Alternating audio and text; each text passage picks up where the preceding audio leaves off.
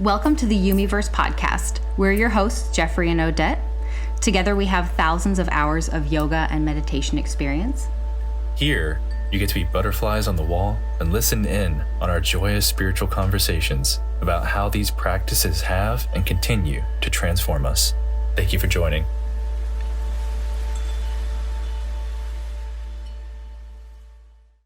All right, here we are, episode 3. How are you today? I'm doing amazing. Today. How are you? I'm doing great as well. It's 80 degrees outside and it's December 1st. So yes, I know. Happy December. Yeah, happy December. Happy 80-degree December. How's the weather out there? It's 30 something and cold and cloudy, but you know what? I can be happy in anywhere. With anything. Right. But it is cold. So I'm sitting with a pillow on top of me and then a blanket wrapped around that. Well, that sounds cozy. Yeah, I'm trying. Yeah. So the third one now. Last time we got into a lot more, which was really fun for me. This time I would love to continue. But as we said in the last one, things shift for us personally. Right. And this can be a new conversation, and if we remember things, they'll come back. Right. So I like to hand it off to you in these situations like we did last time.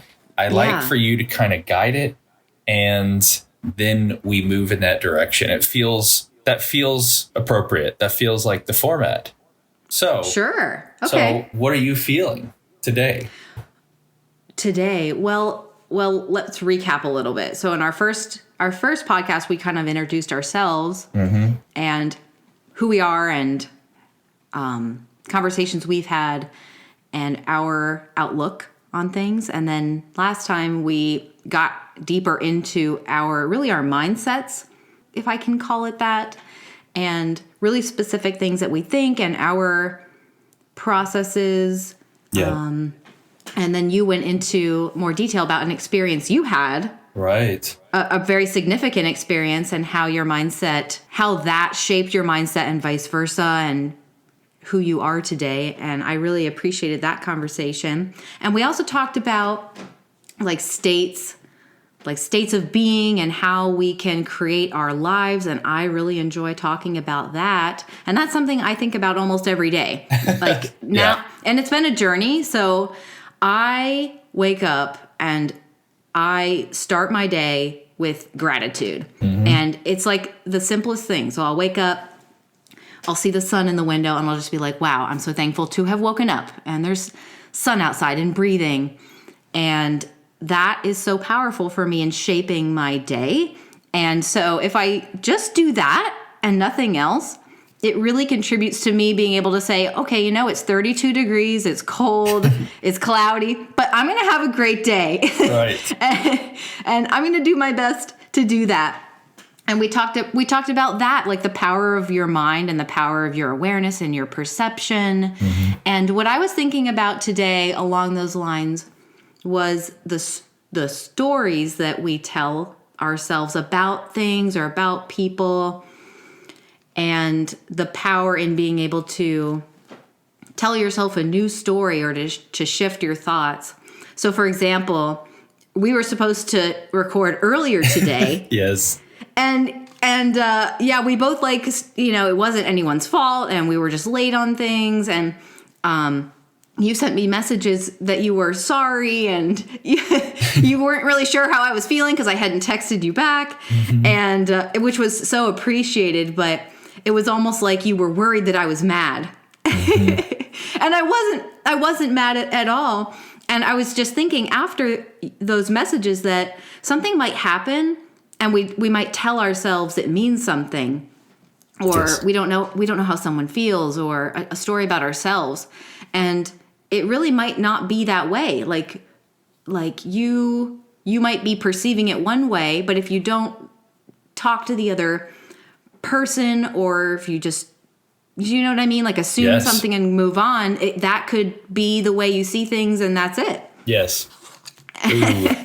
So I'd love to start with all of that, kind of like our stories and mindsets and and take it from there. Yeah. It's funny because when that happened this morning, I thought in that moment, okay, well, this is something between us that is happening that is relevant to somewhat of the stuff we were talking about that we might get into last time as far as attachment. And so I thought that's not coincidental that this is kind of happening regarding the actual podcast. and so, yeah, I did end up texting you because I always find myself in this place where I can shift things like what you're talking about internally in my mind, and then watch and witness my external reality show me what it is that I do. However, I'm always finding this balance between other people and how am I interacting with them at this human level, you know? So and it depends on the relationship and the closeness of that relationship, because if it's other people that might just be particularly, say, a business relationship, I don't need to have this, especially if we don't have conversations that are related to our internal world that aren't that close. And so then I know this isn't my responsibility to go here with them. This dynamic, this interaction that is occurring right now is part of the reason that this is occurring. And it's not my job to coach them or talk to them through this. And their experience. It's more like, go ahead. I'm sorry. Go ahead. I actually forgot it. It's just my brain went. It's all blank now. So this is about how I talk about with other people, how sometimes we play roles for people in their experience, and we can't get caught up in what that role is supposed to be. Meaning, we might have an experience with somebody that we might just encounter on the street or in a store, and obviously, we're not going to have these deep conversations about the interaction, regardless of how they may go. However, I do a lot of times, but not every time. And it's actually been a practice for me in the last year to not do that, even though people may literally ask me something, because it's just too much energy, too expense for that. So the point is that regarding us, when that happened today, I thought there's a reason for this, because I was very much in flow. I was doing yoga last night for a couple of hours. This morning was amazing. I just didn't have a timer on my phone because I didn't expect everything to occur the way it did. And then when I noticed, I thought there's a reason for this. However, I'm very considerate of certain people, and therefore I did want to text. And even as I was texting you and asking, how are you? And how are you feeling? And I'm apologizing for the situation. It felt like it wasn't intentional, but I still wanted to make it clear that I was considerate of what was occurring. And so I wasn't really creating a story for any duration of time, except for when I wanted to apologize, because I thought, well, she shared with me a lot of things and how she might get frustrated at situations or her time or various things. And I could use that, extrapolate that onto this situation and assume that to be true. Or I could just say what I feel, not thinking about all of these things and these stories that I could be creating, and then just allow her to respond. And so that's kind of what happened. And then I let go of it. And as soon as I let go of it, you had messaged me. Yes. So, but can you, have you ever had a situation or talked to someone and it was just like a way someone looked at someone or just one word, and then they made this whole big story about what that meant? Yes, all the time. Like there might be, someone might have just an expression that looks angry, but they're not angry. Yes. And if you don't have an interaction with that person and you interpret it as that, it's like that will affect your interactions with them. If you perceive that person as being angry at you, and they really might not have any idea that you see them that way. Yeah. And then you create that dynamic because you're expecting that, and therefore you're creating it in ways that you're not really intentionally, and then you are seeing the evidence of what you expected because you created the environment to facilitate that. Yes. And so and to me, this goes to what you were saying last time about attachment. And that's a very basic, in this whole situation between us and even the stories we're talking about, are a basic understanding of that. But sometimes we do that in big ways with a lot of things. And then we create stories that last for years. I know people that create stories that literally tarnishes experiences between, say, people because For of sure. one little thing that occurred, and it was a complete misunderstanding. Yes, it could be something like, well, all men are something, or all women are something, or nobody loves me, or or something like that, or things just don't work out for me. Just one idea like that. It's like it's a story that you tell about yourself, and then it becomes a self-fulfilling prophecy. Yes. I mean, I literally know people that have been telling the same story about people that was from one moment in time. And no one's really ever coming from, especially when people realize that they're attracting those experiences for their own understanding. Like we talked about last time, then you're not caught up in that. I never take anything personally. I assume that it's always me. And if something happens, then I know it's for a reason, like we talked about last time. And so when I'm already always looking for that reason, not because I have to decipher every single moment of my life, but when something occurs that's sticking out in some way or apparent in some way, then it's in my awareness for a reason that I know is going to provide me additional clarity. It's this continual evolution of understanding. And I really appreciate that mindset, if I can call it that. I really appreciate that approach to things, because it lets you to move beyond it and you don't get stuck immediately in that that one story, and you allow things to change and become better.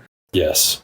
And it goes back to what we were talking about again, how if we are really wanting to move with ease and flow and grace and beauty all the time, which we really are able to do, then we know that these moments that happen are for some reason.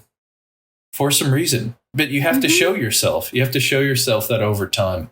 And this is why I say that everybody is being served those experiences, but how we choose to recognize them is really the practice that we talk about. And this is why we talk about yoga or meditation as these tools. Because if you're never allocating time to be in those silent spaces for that clarity to come through, you're never going, you're getting clarity like in small doses here and there. Just because it's happening, because you have to evolve. You can't just stay stagnant. Well, you can, because I did that. Well, but you still move a little bit. You're still moving a little bit. The current pushes you.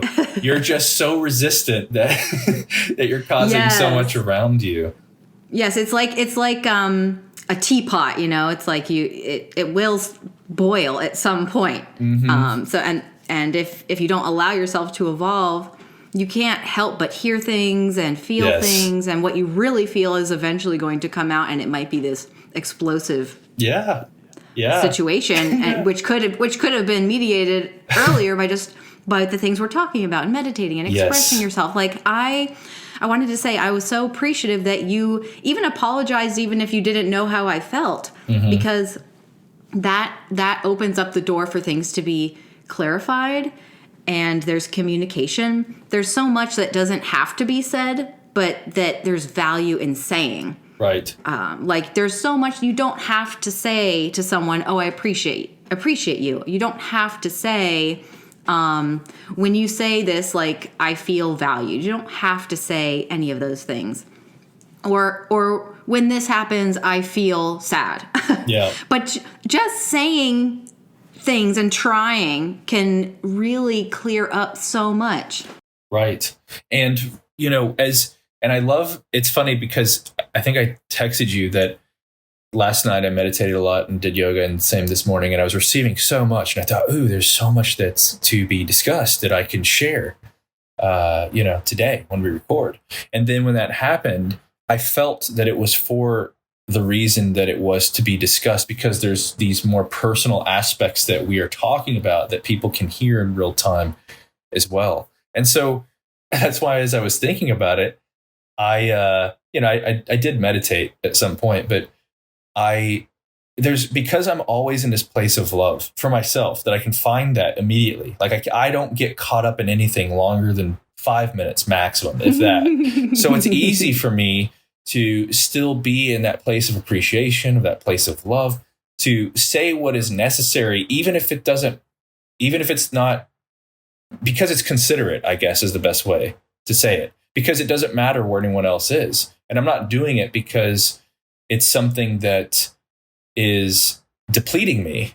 It's because I can feel, no matter what is happening with anyone around me, I can be this, and then is allowing others to open up what they need to, because I'm in that place. I don't feel guilt. I don't feel anger, frustration, no matter what. There's no story around it. And so I know what it feels like to then at least offer those things. And not just in this situation with you, but anyone. If I'm if I'm on the road and someone's honking at me because I'm going slower, or if I go into a store and somebody wanted to get in front of me, but I was walking too slow, or I'm just literally trying to think of situations in the last year. It doesn't happen often with me, but I don't attach to it because it's something that they're asking for because they need that kindness. And I'm not saying that's what you needed today, but when we know that, this is why I go back to how I talk about us playing roles.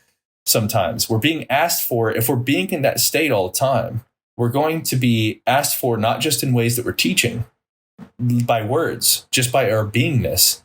And so when somebody is having let's just use an example of somebody, say, being upset in a car in traffic or something, but then they have an experience with you and you stay in that state of being, they're affected, even though there's no words, there's nothing exchanged other than just kindness in that moment.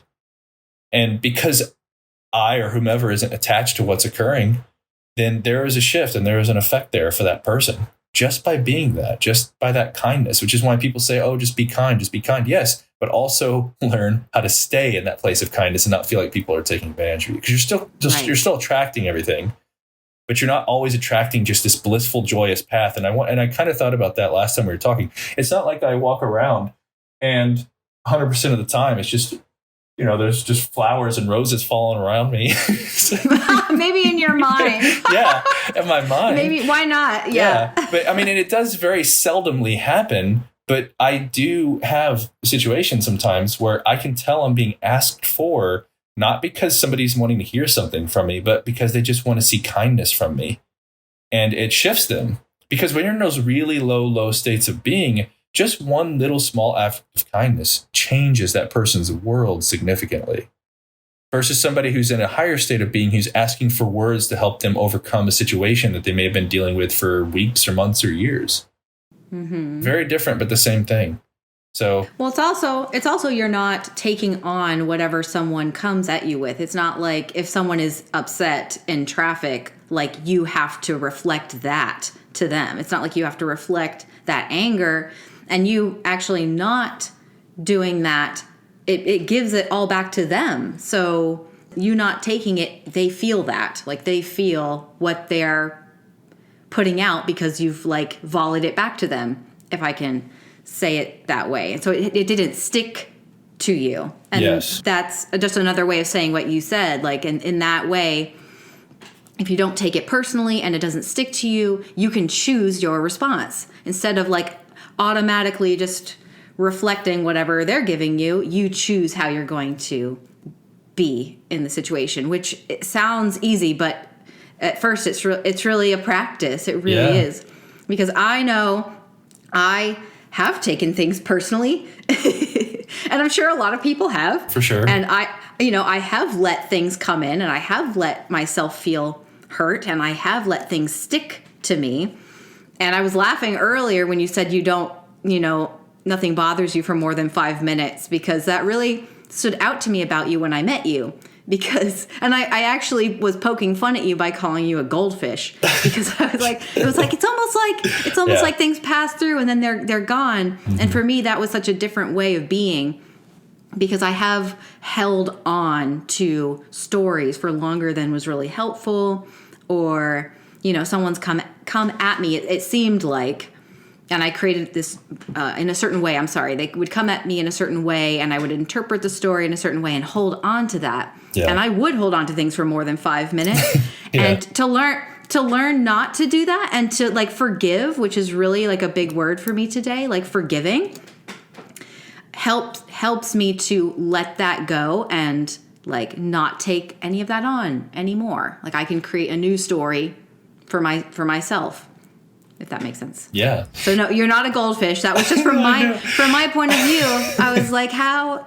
I forgot about but that. it's such a relaxed way to be if you can interact with people and things might happen and maybe there is like this response that isn't what you would love in a perfect world with roses falling around you, but you can still choose if you have like that focus and decision in your mind and in your heart to like, okay, this is how I'm going to be today. Then you can choose in that moment how you're going to respond. Yes. And I've known for me when I'm in like such a good mood and feeling so appreciative, when people like that are around me, like in traffic, for example, they don't even get on my radar. Like I'll be aware, oh yeah, someone wants to get around me and they might be driving in a way that really lets me know that, but I just don't even, nothing happens. Yep. I won't think about it. I won't think about it when they've driven away, like nothing. So it literally just bounces off of me. Yeah. That just happened to me yesterday, actually. Yeah. And it's like, it's not even a thought. Like their anger or hastiness, it didn't do anything to me. Yeah. Because I didn't let it do anything to me. I wasn't like waiting to like fight with someone, do you know? Yeah. I feel like for some people, and I know I was this way years ago, if you have this like anger or stories you've held on to, it's almost like you're ready for more of that. It's almost like you're ready for someone to come into your space to fight with you or to have these experiences again that have not been released, if that makes sense. Yes, absolutely. Wow. I'm glad you added that last comment. It changed so many things where I was wanting to go because you said so much that was so great. I know. Yes. And it was like 4 components that were coming to me. If I could just consolidate everything I just said into a practical thing for people to do. Yeah. Is to practice forgiving, like forgiving stories and I'm not saying stories like things didn't actually happen, but forgiving the circumstances of something that's bothering you, whether it was yesterday or 5 years ago or 8 years ago or however long it was, so that you can free yourself and be the person that you want to be regardless of what anybody else is doing. I feel like when I forgive, all of my relationships are free to evolve and become something different. And then I'm also free to look at things in a new way if I've forgiven. Yes. Yeah, and I'm not retelling myself the same story. And I've noticed over time that if I tell myself one story about someone, let's say it's like a not very lovely story, then that will spill over into my other relationships also. Like the way I see one person invariably becomes the way I'll interpret other people's behavior that had nothing to do with that. Yeah. And so something wonderful might be ruined by this this one event or circumstance or story that happened 5 years ago or 7 years ago, right? Which is just such a shame. It doesn't have to be that way. But it really does start with self, and a practice I continually come back to is forgiving. And it's like sometimes it's a daily thing. Because there are thoughts that I've had for a while, and some of them I didn't intentionally put in my brain.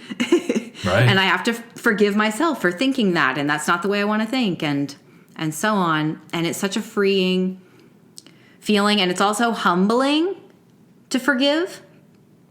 And also helps me realize when I've been wrong. Right. Which is another big thing for me, in forgiving and in forgetting in a way and allowing stories to change. People can show up in new ways or situations can shift. And it's like the way I was thinking before might have been totally wrong. And being able to drop any pride or I don't even know what it is that has people or myself in the past holding on to these things that really weren't fun. Yeah. or these stories that were hurtful. Like, I don't know what it is that it's like you have to rehash it and keep it going. But just dropping the pride around that and just being like, I could just be wrong about this. Yeah. Though I could see it a different way. And it takes a lot of humility, and forgiveness has been helpful with me for that, for my mindset that used to be more stubborn. Yeah. More sticky. Like, I remember saying I felt more sticky in comparison to you, because you seem to be able to let things go so easily. And you can change. Like, I have been able to let things pass more easily and let them change. And I so appreciate knowing I can do that. Yeah. And it's funny because so many things I wanted to say, but even the goldfish comment, I forgot about that. And I kept laughing. I was laughing that whole time. Yeah, I wasn't complimenting you because I felt like you were letting things go. But it was from my place, my stance. Yeah, I definitely was not taking it. Yeah, I definitely was not taking it as a compliment. But that's a perfect example. I wasn't attaching to it either, because I knew what you were saying at the time. And I was just like, okay, I see. I mean, that's how you're perceiving me right now. But it's also because I know that no one can really perceive anyone accurately. We're only seeing our own projections of people. Yes. So that's the contents another of reason. Our own mind. Yeah. So that's another reason why I don't attach to what anyone says to me, or even begin to try to understand or think about how someone is perceiving me. Because by doing that, I am then attempting to understand where their current level of perception is, and then extrapolate that to what I believe that I'm projecting. Like, it's so muddled. There's no way. So anytime anyone does anything like that, all they're doing is literally refracting their own perception in so many ways that it's impossible. So no one is ever accurately able to even begin to understand what they are being perceived as by anyone. And anyone that thinks they can is completely inaccurate. And it just wastes their energy. A way for approaching the day in the most efficient way, we've talked about this, is whenever someone comes up to you or there's a situation, maybe there's a person involved, maybe there's not, but are your actions coming from a fearful place or from a loving place? Like, really making it that simple. Like, am I coming from fear or love or doubt? Yeah. Or I'm sorry. Yeah. Fear or love, doubt or love. Yeah. And sometimes it's not that simple. Something might be so triggering that like these automatic responses come up. Yeah. But still, it's not like anything is ever ruined forever. It's like things are constantly changing and evolving, like you always say. Yeah. But I really enjoyed us talking about that and us getting to that level. Like, well, every decision you make, are you coming from fear or love? That makes it so simple for me personally. We talked about that when we were at Chocolate Tree. And it's because, and this is what I always say to everyone that I interact with, especially the people that are asking to be taught in some way, I'll take it super complex through my experiences and all the stuff I've received and experienced through meditation. But then you can always simplify it in any given moment. And it's always about how you feel in that moment. Feel, in the simplest of terms, how do I feel in whatever action I'm taking? That is all. That is it. But that's so simplified that it's hard to even comprehend really in moments that you're experiencing something, because it's like, well, this is happening. We'll do it. You know what I mean? And then to revert to that simplicity is just like, no, this is, you know what I mean? Because there's these stories like you're talking about, and these are stories that people have maybe created their whole lives. Yeah. And so they have a lot of evidence to support those stories too. Yes, exactly. But that's why if I sat here right now and said the sentence, you create your own reality to the degree in which you give your attention to whatever it is that you are thinking, then people, like we said last time, everyone's going to perceive that from a completely different level of awareness. But at the highest level of that, you can shift any story or any thought or any belief entirely. Yes. And your reality will reflect that. But these that we're talking about, like these actual experiences, are the real life experiences of how one does that, how one does change those things, not just through a practice, but in the living of life. like Yes. somebody cutting you off in traffic or a missed call or whatever, and then not being attached to that. But you can't know that until you've shown yourself that, like I always say. Yes, you have to practice. Like hearing people talk about it is one thing, but then actually finding opportunities, then there might be an opportunity every day to practice. And there might be interactions with certain people or even oneself that have been the same for so long that it might feel like it takes a lot of effort to think something different, and it might feel really not true or natural at first, but it's like putting on like new clothes or new shoes, and they might not feel right at first, but you break them in and you wear them a lot, and then they're like your clothes. That's a great analogy. or it's like we can use another personal example. This is like relationship yoga, sort of, that we're talking about.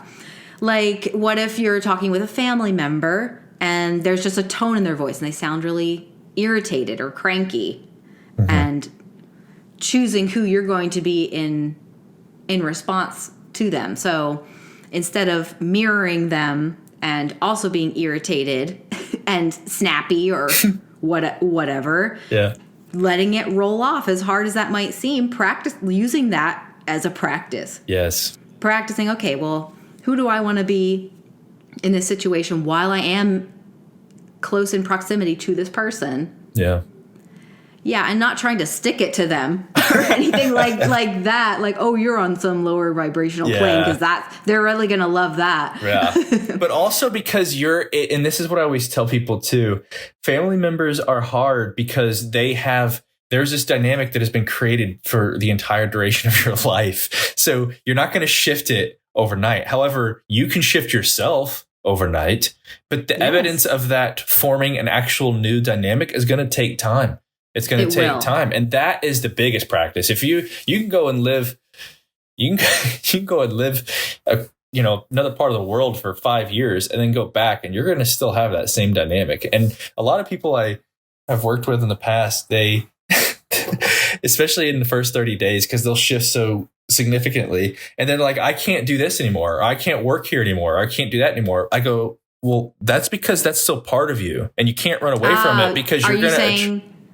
Are you saying that they feel like they can't work places or be places because they're surrounded with things they don't like or energy they don't like? Both of those. That and in addition to a dynamic that had already been created. Yeah. So, okay, now I realize.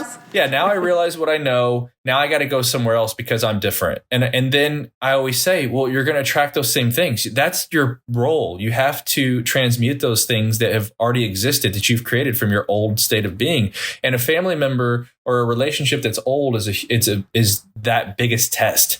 But you don't go with the expectation that that's going to happen overnight, but it is part of that practice. And you can use a long-term relationship, or you can use a work environment or whatever. But if you are doing the work and you are doing, say, yoga or meditation or another tool that's similar to allow yourself to stay in these states of being and understand and shift these ways of being, then those things will change. Those things will change, but there is an energy that's flowing from that being.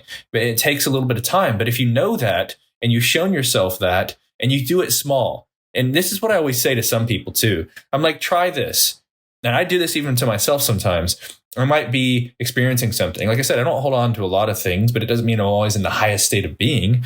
And I'll be having an experience throughout my day, and I'm aware of what I'm attracting because of the experiences I'm having. And then I'm about to go into a new place, like say a Whole Foods or something. And I'll sit there for 30 seconds. I'll shift. I'll literally sit there. And this isn't, I don't want to get into details of my process. They're always different, but I know how to do it. And I'll spend 30 seconds and I'll feel it, and it'll happen, and it moves up and down me. It's this energy. And then I'll go into that place, and then it's like I'm in a different reality suddenly. All these people are coming to me in different ways. I'm having different interactions with people. And I've shown myself, and anyone can do that, how they're attracting from each person the experience that they are wanting based on how they are being.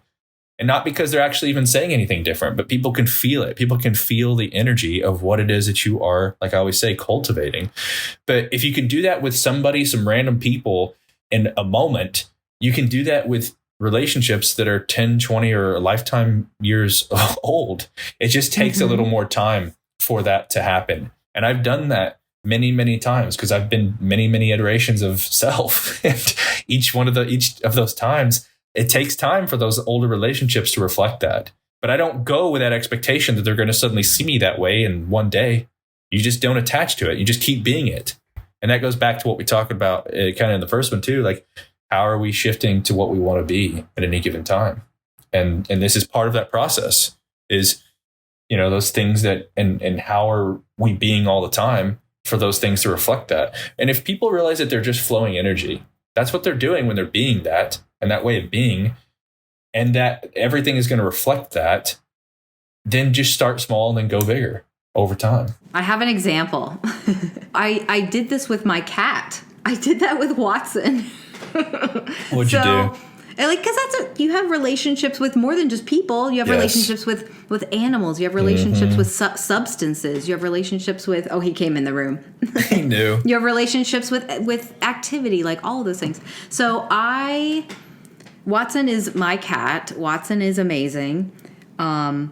Everything he does is amazing. The only thing I really wished he would do was cuddle more.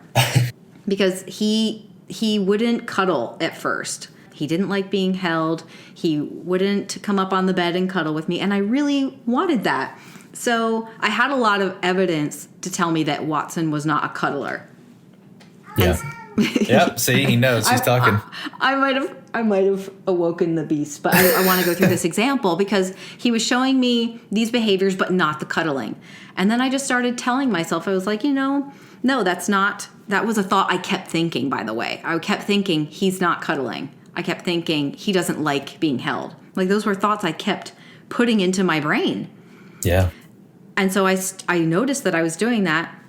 And I stopped and I started telling myself quietly, I wouldn't say this out loud, and he's a cat, he doesn't understand what I'm saying in words, but I would tell myself, Watson really enjoys cuddling and he's becoming more cuddly every day. I don't even know what happened, but he'll just jump on the bed and he sleeps really close to me. And I would just start thinking things like that and they felt totally false. It was like completely illogical. But then over the course of probably like 3 or 4 months, it wasn't right away. It wasn't like I could expect him to just start being cuddly the first day. But after about 3 or 4 months, he just would come up to me. He would come up to me and jump in my lap. He started sleeping on the bed, like right next to my head. And yeah, he loves being handled now. And so that for me is an example of me changing a story I was telling and my relationship with a living being. Yes. And it was one way before, and then I made it another way just by changing my thoughts. Yeah. And like the way I approached him, I feel like I can't say this for sure, but if I picked up an animal and I thought they were going to bite me or fight me or be terrible, there's probably a better chance that they will be, versus if I go up to them and I assume that my energy is going to be different and they're going to respond to me a certain way. I'm not saying go up to a dog that seems really vicious and like test this with that. I'm saying maybe start with even an animal and be like, yeah, my dog just suddenly stopped peeing in the house. I don't know what happened, but now he like goes out every time and there's no accidents. Like that could be an easier way to start. Yes. So that's my example. Yeah, that is a beautiful, perfect. See, he's here. He wants to cuddle now. Yeah, that's perfect because it is. And that's why you've heard me talk about animals, because they're so pure. They don't have that consciousness of they're so aligned all the time. Yeah, they're not telling themselves stories about what is. They're fully aligned all the time. And it's funny you were telling that story because something happened yesterday, and it had to do with an animal, and I can't recall what it was, and maybe it will be as I start talking about or having this response to what you said. You gave an example of just other animals and how you can interact with them, and I used to do that all the time, even when I was younger. And people would tell me, well, don't touch squirrels or don't do this or don't do this. And I think you and I actually talked about this a while back.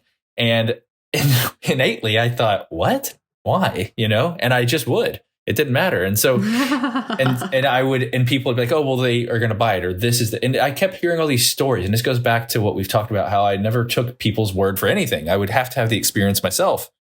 And I would then have these different relationships that I was told were not possible, even with animals. Now, if I can feel when I'm in that space, and interact with a squirrel, and a squirrel will come up to me and jump in my lap or whatever. And you're in that pure space, and they'll feel that. And it's the energy of it. And that's the perfect example. So you were creating this energetic field that Watson was a certain way, and then you were shifting that, and then he was responding to that energy. And I had zero proof that he was cuddly. I just started convincing myself that I had to start somewhere, and I had to start with my mind. It's not like I could force him to cuddle. He wasn't having that. And so thinking about that with a person, it might feel, it's like the same process though. It might feel more difficult, but it's the same thing. So if there's a person who's always been a certain way with me, and I want it to be different, I have to start with my own self. Yes. And I maybe not starting with something that seems so challenging. Right.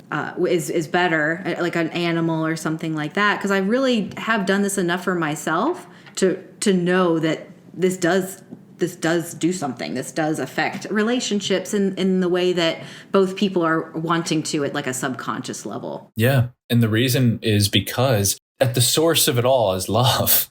That's the highest state of being. Yes. And so when you're coming from that place, if somebody, say a human, which has more potential to create stories, or like we talk about this kind of refraction or delusion or hold on to it, resentments. Resentments, misconceptions, whatever. These things, these ways of considering life and projecting is not fully transparent. But when you're coming from those higher states of being, you don't see anything through those lenses other than just pure love. Because, and I've talked about this, and this isn't a digression, I always say this, but when you're in those higher states of being, you can't see those things. You only see love and appreciation for every single thing and the perfection of everything. So when you're in those states of being, then you're being that, and you are then projecting that, and other people are feeling it, even if they're not seeing it because of how they are constructing their reality through their stories. It doesn't matter, but they feel it. So if it's a relationship that's, say, a 10-year-old relationship,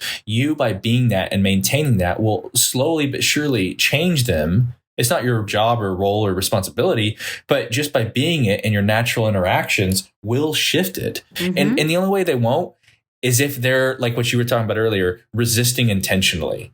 Like you have to resist intentionally from that state, because that state is natural. That's the natural state of being for all of us. But because of the stories and the things that we tell us, we hold on to things, but we're going to attract people that are showing us our truth. That's just how it is. That's the way the world in reality works. But we can choose to resist those people that are coming into our lives.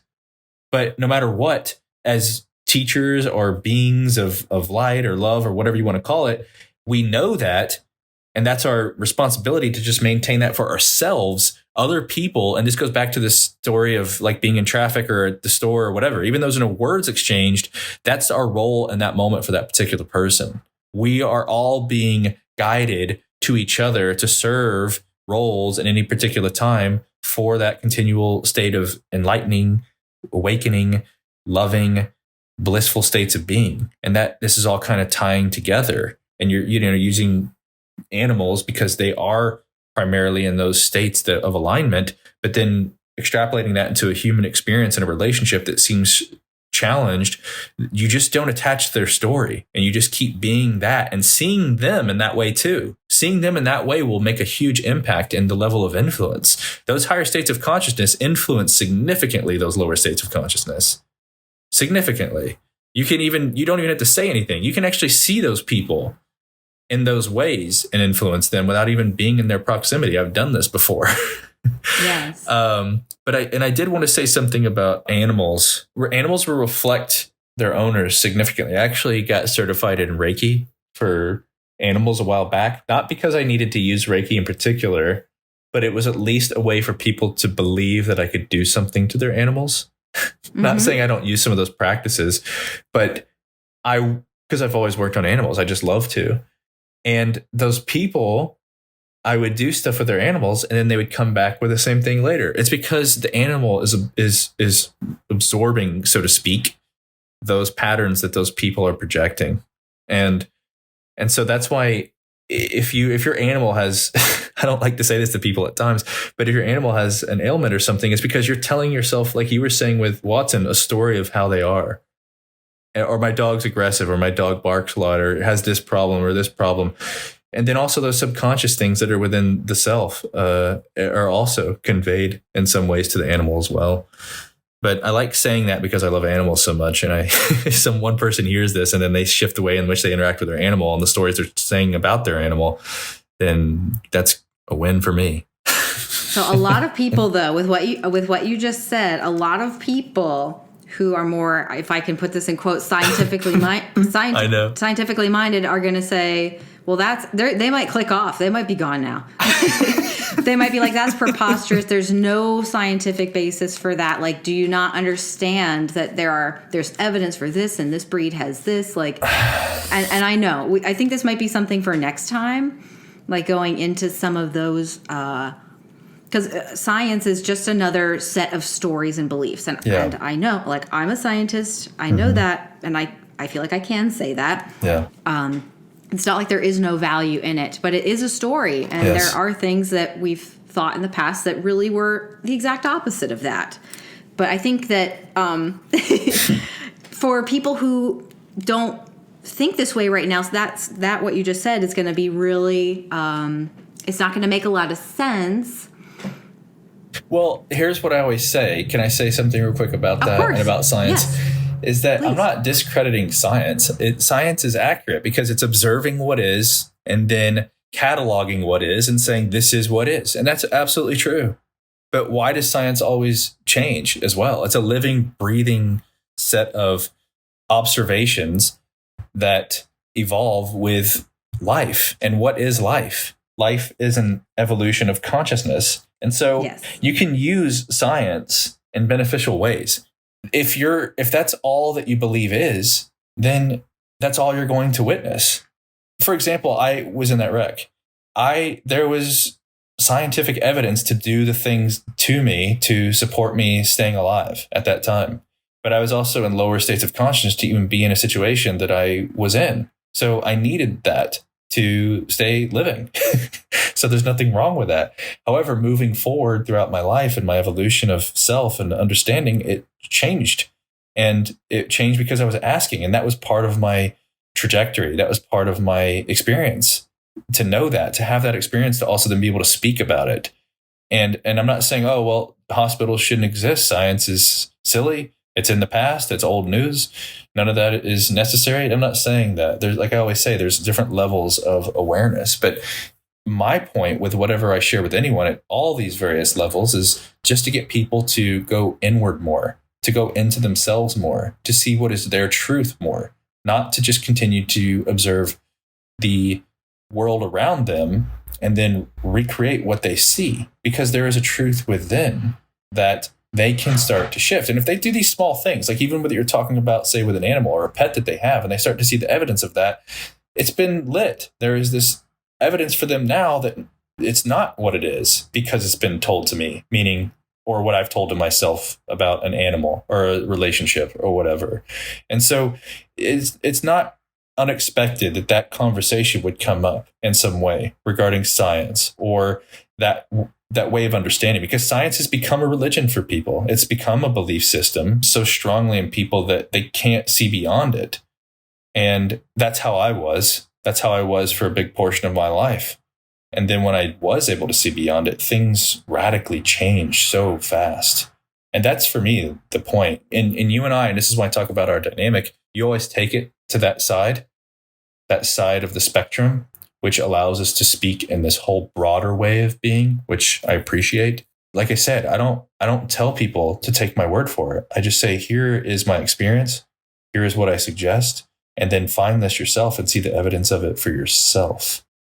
Right, which is what, experiment, right? Like a scientist does. Like exactly. I think we should talk more about that next time, though, because I do feel like, we're in the culture that we're in and the world that we live in. It is very much like what you see is what is, and reality seems very real. And like, why would I tell myself my cat's cuddly when he's not? Like, that seems so illogical.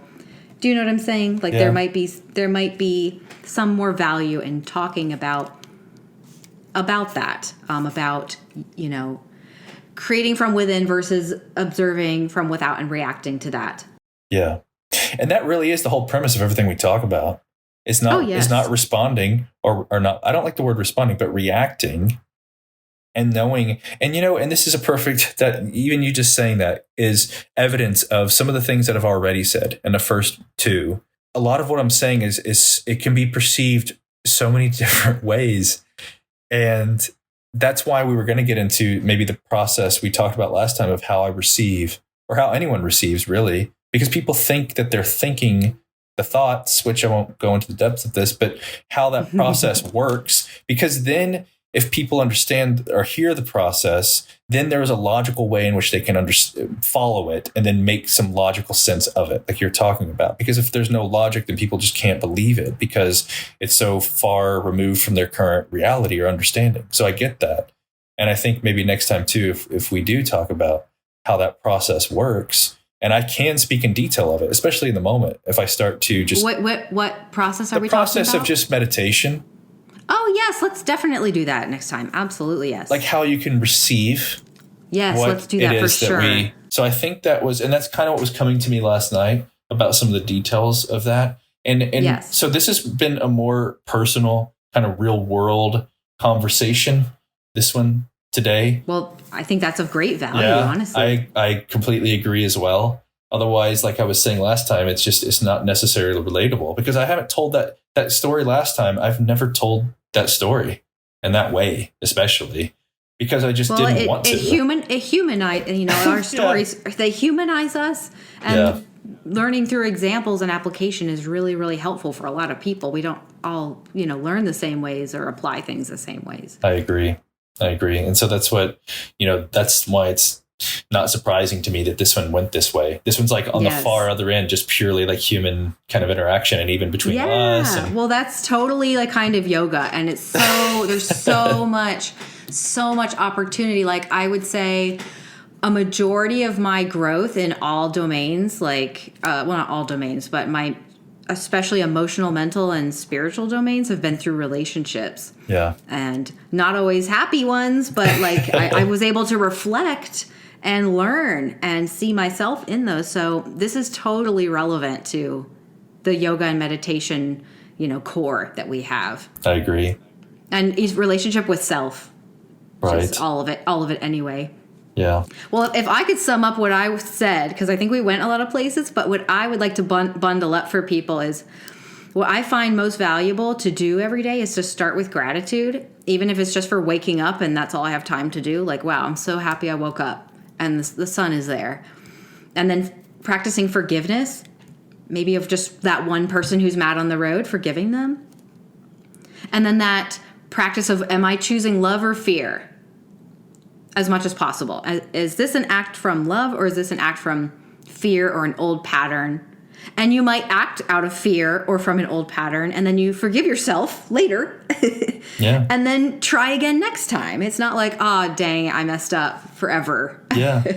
Yeah. It's not like that. Forgiving self as well. Right. I love that. And I didn't really remark on that earlier when you spoke about it, but I could speak similarly about kind of what I do. It just is an overview of my days. And although they're always different, there is a pattern to at least how I kind of do what you're talking about, which is navigate. What is the foundation of how I know I need to set the tone, I guess is the best way. Tone, frequency, vibration, whatever.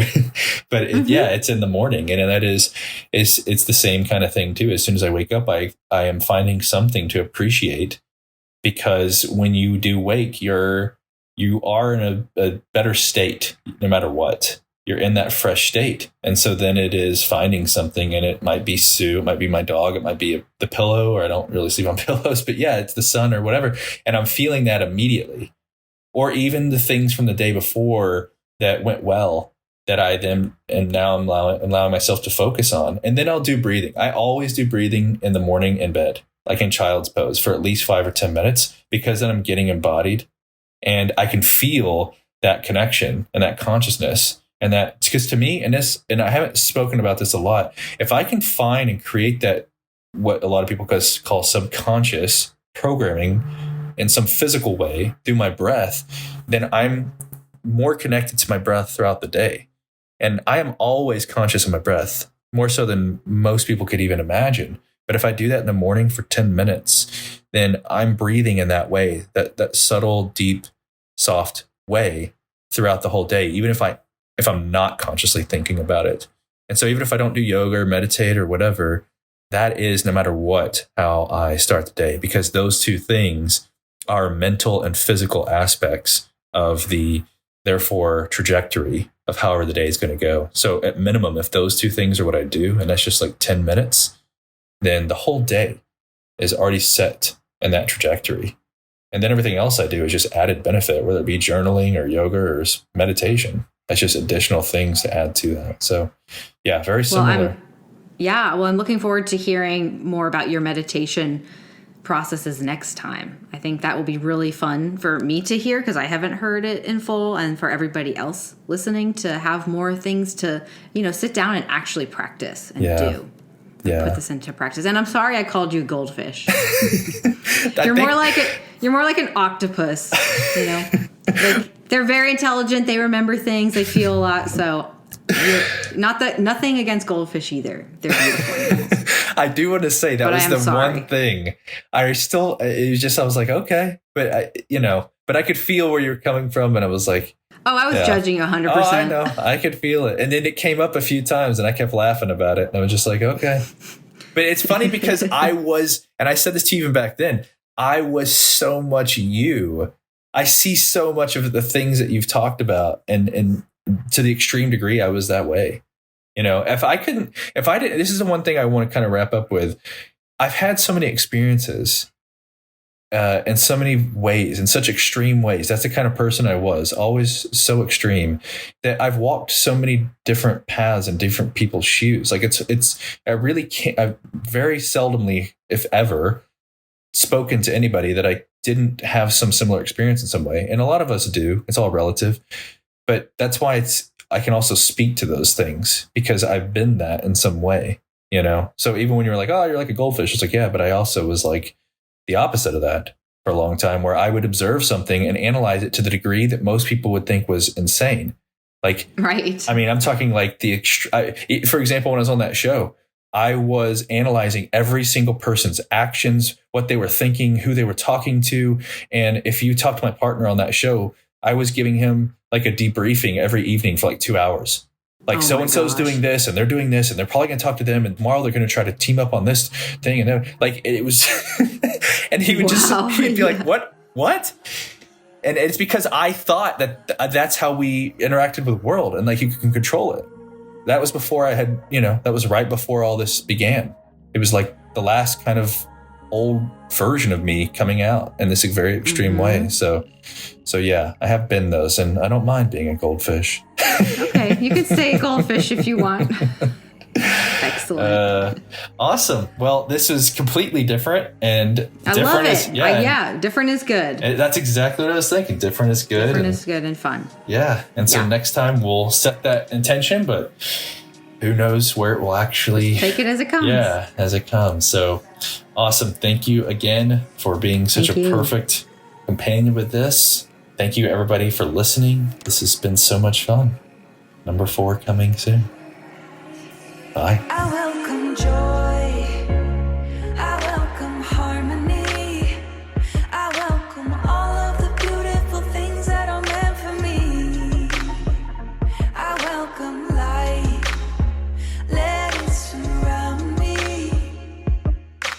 Grounded and rooted in the earth, we align with the highest frequency. You are supported and guided.